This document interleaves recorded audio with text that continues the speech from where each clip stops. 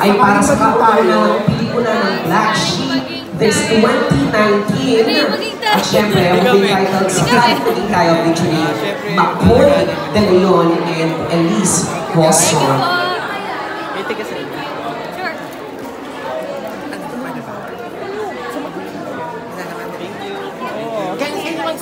Question din.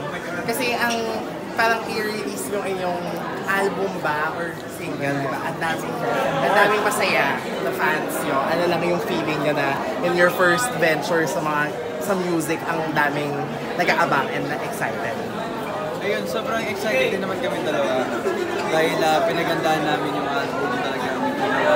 Para rin sa mga fans and para rin sa pangarap namin. So, anong mga preparations ginagawa nyo ngayon for the upcoming show?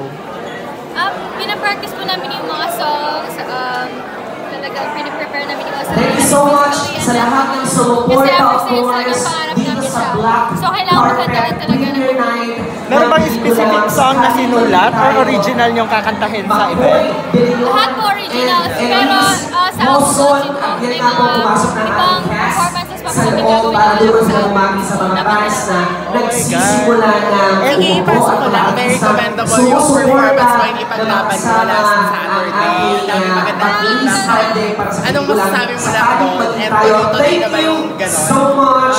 And those people na sa loob, enjoy. Nakabahan talaga ako bago siya ipalabas dahil di ko alam kung magustuhan ba ng tao. Yun, happy naman ako na maganda yung comments dahil. Napanood mo ba, Ivory? Opo. Ano masasabi mo sa performance? Naging proof siya in fairness.